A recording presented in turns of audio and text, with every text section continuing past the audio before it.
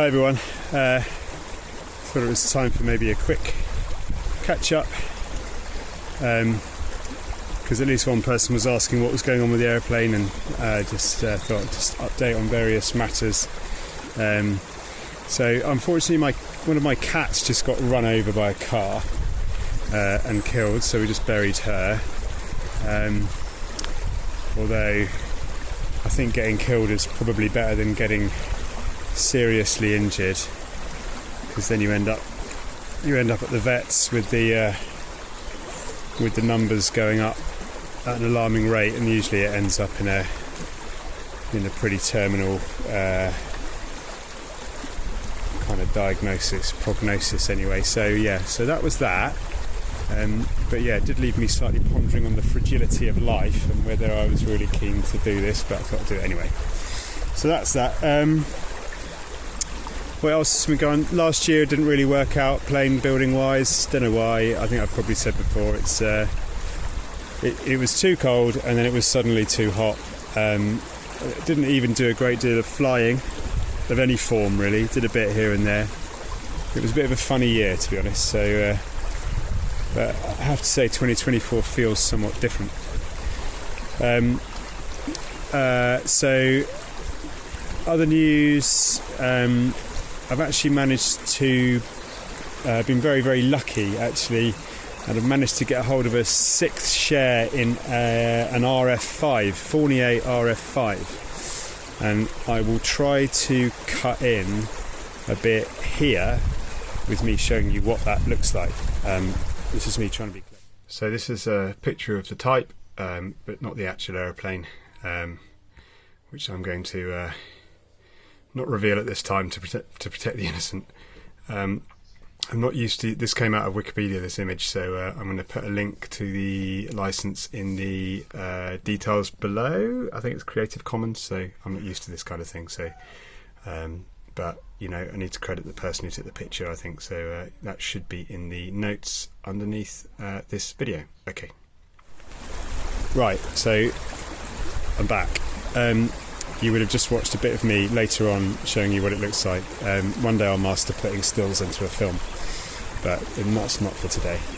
So that's interesting. Everything got transferred across today actually. So so it's sort of interesting and also a little bit, intimidating. I don't know. I've got to learn how to fly it. I did all my training on a Grob 109, which is a very kind of a different airplane, but I mean, it's still a conventional single-engined aircraft, but I need to learn how to fly the Fournier and see how she performs. But yeah, so it's kind of exciting, but it doesn't feel quite real yet. I've got a bit of training to do and a bit of type conversion. I've got to remember to put the wheel down as well, because that one's Fournier's got a retractable undercarriage and the Grob 109 has fixed undercarriage. So the U in my downwind checks will become more meaningful at that point. So that was that. What else has happened? So I was going to do possibly do gliding instructor training course, but I pulled out of that frankly because I don't really feel like I'm quite up to the job right now, especially given the limited amount of flying I've done recently. Although I'm not sure anyone on the course is in brilliant shape, but I think they're probably a little bit more confident than I am, if not more able, which they probably are as well. So that's that. Which leaves a certain amount of room for the Turbulent. So where am I with it? What I will do now is just cut up to the workshop and I can show you what the next steps are. They're actually quite clear. It's quite clear what I need to do next.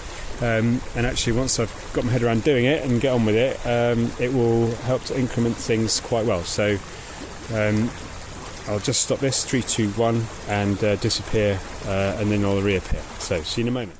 Right, so in terms of what the next step is, you'll see that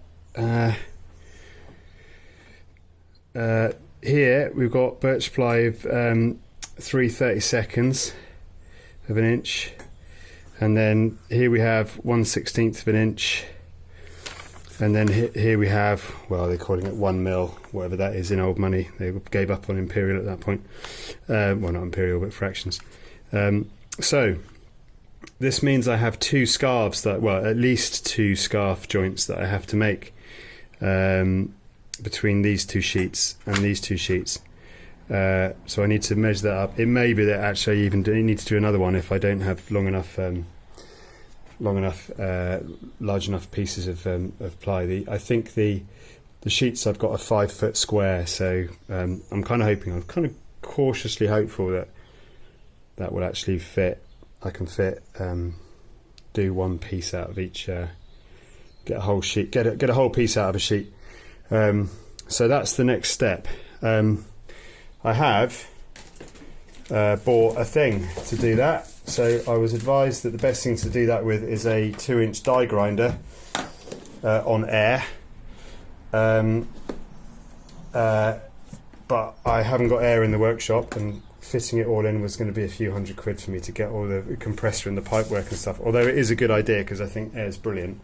But I kind of took this way out and got one of these.